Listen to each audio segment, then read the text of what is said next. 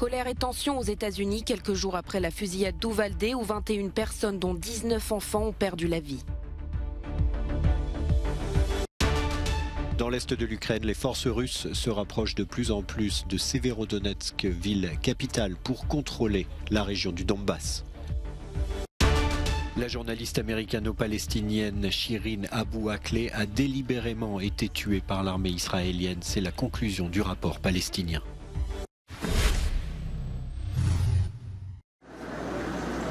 L'enquête sur la tuerie au Texas qui a entraîné la mort de 19 enfants et 2 adultes ce mardi avance et la police est sous le feu des critiques. Elle indique qu'après avoir tiré sur sa grand-mère dans leur maison à Uvalde, l'assaillant de 18 ans s'est dirigé vers l'école primaire où il a pu entrer sans encombre. Il avait été rapporté qu'un officier de police du district scolaire avait confronté le suspect qui faisait son entrée. Ce qui n'est pas exact, il est entré sans être dérangé au départ. Donc, de la maison de sa grand-mère au fossé près de l'école où il a laissé son véhicule, jusqu'à son introduction dans l'école, il n'a été confronté par personne. Joe Biden se rendra sur les lieux du drame ce dimanche. Critique envers le lobby des armes, le dirigeant américain a appelé le Congrès à limiter l'accès aux armes à feu. 90% des propriétaires d'armes à feu sont favorables à la vérification universelle des antécédents. 84% des républicains et 80% des membres de la NRA soutiennent la vérification des antécédents. Comme l'a dit le président cette semaine, il est temps de transformer cette douleur en action. Il est temps que le Congrès agisse. Et ce n'est pas la première fois que les démocrates proposent des projets de loi similaires, retoqués par les républicains. Ces derniers estiment que l'accès aux armes n'est pas à blâmer pour ce type de crime et mettent en avant le 2e amendement de la Constitution américaine qui permet le port d'armes. L'attaque d'Uvalde, la plus meurtrière dans une école américaine depuis 2012, génère des réactions au sein de la population américaine qui s'est déjà réunie dans plusieurs villes du pays pour témoigner sa colère face à l'incapacité des autorités à éviter ces massacres. Le feu russe a redoublé d'intensité ces dernières 24 heures sur l'est de l'Ukraine. Lysychansk est l'une des 40 villes bombardées par l'artillerie russe dans le Donbass. La police locale a pris le relais des troupes ukrainiennes pour quadriller cette ville et venir en aide à la population.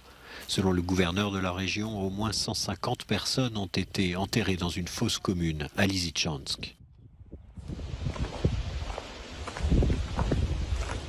À Severodonetsk, dont les unités russes sont de plus en plus proches, les autorités disent que 90% des habitations ont été endommagées. Et le président Zelensky reconnaît que l'ennemi est nettement supérieur en équipement et en nombre de soldats. De son côté, le ministère russe de la Défense a confirmé les informations selon lesquelles des batteries de missiles balistiques Iskander ont bien été déployées au Bélarus, à la frontière avec l'Ukraine. Actuellement, au forum de Davos, le ministre ukrainien des Affaires étrangères a évoqué des discussions avec les Nations Unies et la Turquie sur l'ouverture d'un couloir d'exportation de céréales, aujourd'hui impossible avec le blocus russe sur les ports ukrainiens, comme sur ces images à Odessa. Un blocus qui paralyse les exportations ukrainiennes et met en péril la sécurité alimentaire mondiale. Les ports ukrainiens sont toujours sous contrôle de la flotte russe et au moins 70 navires, tous pavillons confondus, sont bloqués dans les ports ukrainiens de la mer Noire et de la mer d'Azov. En Ukraine, l'impact est énorme pour les producteurs du pays, de céréales notamment. Mais les pêcheurs de Crimée souffrent eux aussi de cette situation qui les empêche de travailler. Des centaines de chalutiers sont bloqués dans les ports de la péninsule. Tout le trafic maritime a été complètement arrêté, y compris celui des bateaux de pêcheurs. Des bateaux du nord-ouest de la Crimée stationnent ici, la navigation étant interdite en raison de cette opération spéciale. Nous ne savons pas ce qui va se passer ensuite. L'entreprise subit des pertes, les gens sont désemparés et obligés de chercher un autre emploi en ce moment.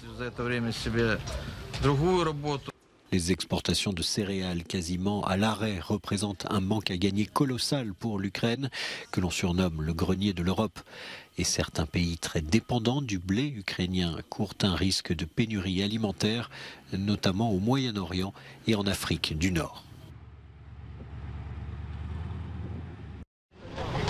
Shirin Abu Akleh a été délibérément visée et tuée par le tir d'un soldat israélien. C'est la conclusion ce jeudi du procureur en chef palestinien. La journaliste vedette de la chaîne Al Jazeera est morte le 11 mai dernier devant l'entrée du camp de réfugiés de Jenin, en Cisjordanie. Tous ces faits et actions commis par l'armée d'occupation israélienne et assortis de preuves irréfutables constituent les éléments constitutifs d'un meurtre commis contre la journaliste martyre Shirin Abu Akleh. L'enterrement de la journaliste a été marqué par une charge de la police israélienne contre le cortège funéraire. Al Jazeera a annoncé vouloir saisir la Cour pénale internationale de cette affaire, tandis qu'Israël dément avoir délibérément visé l'équipe de journalistes qui portaient des gilets pare-balles identifiés, presse et des casques. Pourtant, le rapport des soldats en opération ce jour-là est maintenu secret par l'État hébreu.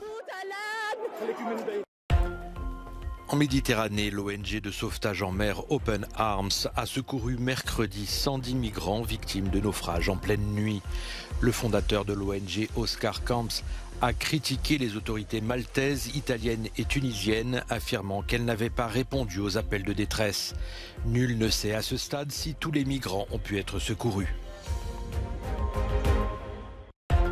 La violence se poursuit en Afghanistan. Une mosquée sunnite de Kaboul a été frappée par une forte explosion ce mercredi, tuant au moins 5 personnes et en blessant 22 autres, selon les rapports des hôpitaux locaux.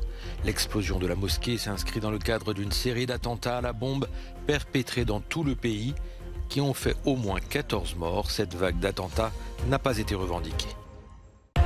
Aux États-Unis, une cargaison de lait maternisé est arrivée en Pennsylvanie en provenance de l'Union européenne. Cette livraison offerte par Nestlé devrait contribuer à atténuer la pénurie de lait maternisé aux États-Unis après un rappel massif de produits suspects dans une usine du Michigan. Cette usine, la plus grande du pays, est fermée depuis février, provoquant d'importantes ruptures d'approvisionnement. L'acteur américain Ray Liotta est décédé ce jeudi à l'âge de 67 ans. Inoubliable premier rôle du film Les Affranchis de Martin Scorsese, il était également connu du public nord-américain pour avoir joué dans le film de baseball Jusqu'au bout du rêve en 1989. Selon les médias américains, l'acteur est décédé dans son sommeil alors qu'il était en République dominicaine pour un tournage. Le film Ian est l'un des longs métrages les plus inclassables en compétition à Cannes cette année. Son réalisateur, Jerzy Skolimowski, l'un des grands maîtres du cinéma polonais, livre ici un film sensible sur la condition animale. Âgé de 84 ans, il n'a pas pu faire le déplacement à Cannes pour raison de santé. C'est donc sa compagne et productrice qui représente le film sur la croisette. C'est son film le plus sincère parce que son amour pour les animaux est vrai. C'est quelque chose qui lui tient à cœur. Je peux le voir au quotidien dans la manière dont il se comporte avec notre chien et quel genre d'émotion il a dans la façon dont il joue avec lui. C'est une impression que je ressens.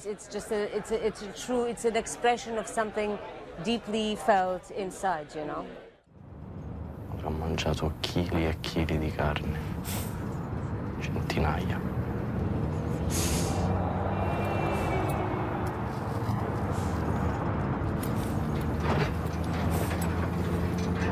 Penso che una volta ho mangiato anche il salame, quello vero, carne d'asino. Ian raconte l'errance d'un âne en proie à la folie des hommes. Sur son chemin qui le conduit de Pologne en Italie, il fait l'expérience de la joie et de la douleur et rencontre Vito, joué par Lorenzo Turzolo, un acteur à suivre.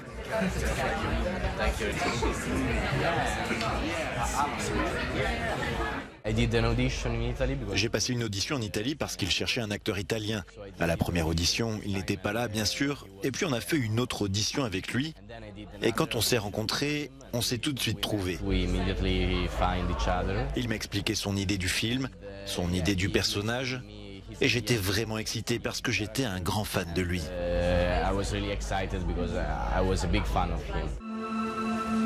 De par sa photographie et son esthétique exceptionnelle, son originalité narrative sans précédent et une liberté totale dans son propos, ce film unique risque fort de figurer au palmarès du Festival de Cannes ce samedi soir.